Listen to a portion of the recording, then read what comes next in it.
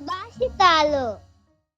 ఏది మంచి ఏది చెడు, జీవితంలోని సంఘటనల వెనుక పరమార్థం మంచికా లేక చెడుకా అనేది ఒక కథ ద్వారా తెలుసుకునే ప్రయత్నం చేద్దాం. ఒకప్పుడు ఒకవైపు పొలాలు, ఇంకొక వైపు కొండలతో నిండిన ఒక చిన్న గ్రామంలో రాఘవ అనే రైతు జీవించేవాడు. అతనిది కష్టపడే స్వభావం. అతనికి జీవితంపై అపార విశ్వాసం ఉండేది. మనము మంచి పనులు చేయడం వల్ల మనకి అంతా మంచి జరుగుతుందని నమ్మకం చాలా ఉండేది. దేవుడు ఏది చేసినా మన మంచికే చేస్తాడు అని చాలా నమ్మేవాడు. రాఘవకు ఒక తెల్ల గుర్రం ఉండేది. ఆ గుర్రం అంటే గ్రామంలోని అందరూ చాలా ఇష్టపడేవారు. అది కేవలం గుర్రం కాదు, అతని జీవనాధారం. ఆ గుర్రంను ఒక స్నేహితుడిగా చూసుకునేవాడు. ఆ గుర్రం వల్ల అతనికి సంపాదన దొరికేది. ఒకరోజు ఉదయం రాఘవ నిద్రలేచి చూసేసరికి తన గుర్రం కనిపించలేదు.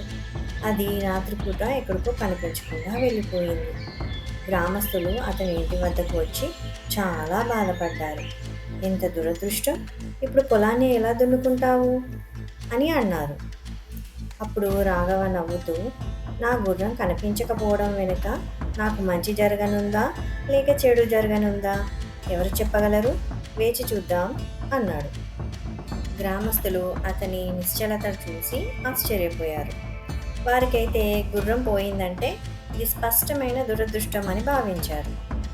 మీరు చెప్పండి, రాఘవ తన గుర్రం పోగొట్టుకోవడం వల్ల మంచి జరిగిందా లేదా చెడు జరిగిందా? మీరేమనుకుంటున్నారు? కామెంట్స్ ద్వారా తెలియజేయండి. తర్వాత ఏం జరిగింది తెలుసుకోవడానికి ముందు ఈ ఛానల్ని ఇంకా సబ్స్క్రైబ్ చేసుకోకుంటే తప్పకుండా సబ్స్క్రైబ్ చేయండి. ఇప్పుడు కథలోకి వెళ్దాం. రాఘవ తన గుర్రం పోగొట్టుకున్నప్పటికీ ఏ దిగులు లేకుండా సాధారణంగా తన పనిలో నిమగ్నమయ్యాడు. కొన్ని రోజుల తర్వాత రాఘవ గుర్రం తిరిగి వచ్చింది. అయితే అది ఒంటరిగా రాలేదు. దాంతోపాటు అడవిలోంచి కొన్ని అరుదైన గుర్రాలను కూడా తీసుకొచ్చింది. గ్రామస్తులు సంబరపడి ఆశ్చర్యంతో, అద్భుతమైన అదృష్టం, ఇప్పుడు నీ వద్ద చాలా గుర్రాలున్నాయి అన్నారు. కానీ రాఘవ అప్పుడు కూడా చిరునవ్వుతో, మనకు మంచి జరిగిందా చెడు జరిగిందా ఎవరు చెప్పగలరు, వేచి చూద్దాం అన్నాడు. రాఘవ కుమారుడు ఆ కొత్త గుర్రాలను శిక్షణ ఇవ్వాలని భావించి ఒక గుర్రం మీద ఎక్కాడు.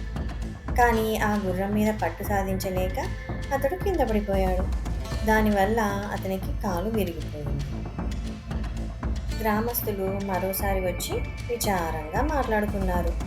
ఎంత దురదృష్టం, ఈ కుమారుడికి గాయం అయ్యింది, ఇక అతను పొలంలో సహాయం చేయలేడు అని అనుకున్నారు. కానీ రాఘవ మాత్రం ప్రశాంతంగా, మనకు మంచి జరిగిందా లేదా చెడు జరిగిందా ఎవరు చెప్పగలరు, వేచి చూద్దాం అన్నాడు. కొన్ని వారాల తర్వాత రాజు సైన్యం గ్రామానికి వచ్చింది. వారు యుద్ధానికి ఆరోగ్యవంతులైన యువకులను బలవంతంగా తీసుకెళ్లారు. గ్రామస్తుల కుటుంబాలు బాధతో నిండిపోయాయి. కానీ రాఘవ కుమారుడిని మాత్రం సైన్యం తీసుకెళ్లలేదు. ఎందుకంటే గుర్రం మీద నుంచి పడిపోవడంతో ఆయన గాయం వల్ల రాఘవ కుమారుడిని వదిలేశారు.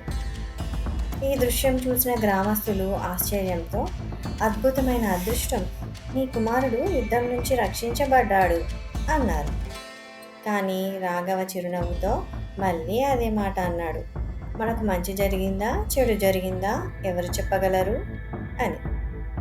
గ్రామస్తులు రాఘవ జ్ఞానాన్ని, ఓర్పుని గమనించి జీవిత సత్యాన్ని గ్రహించారు.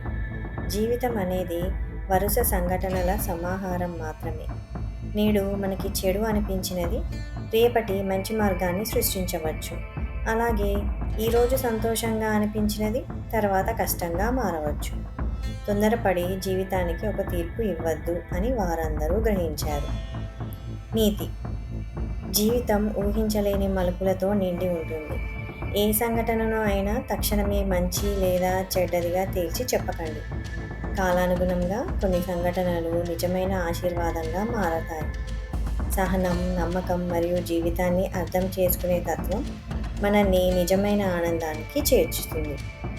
ఈ కథ ద్వారా ఏ మలుపు కొత్త అవకాశానికి దారి తీస్తుందో అన్న విషయాన్ని కొంతవరకు వివరించగలిగాము అని భావిస్తూ, ఈ కథ మీకు నచ్చినట్టయితే లైక్ చేయండి, షేర్ చేయండి మరియు సబ్స్క్రైబ్ చేయండి. ఇంకా మీ సలహాలని, సూచనలని కామెంట్స్ ద్వారా తెలియజేయండి. ఈ బుక్స్ కోసం ఈ బుక్స్ అని కామెంట్ చేయండి.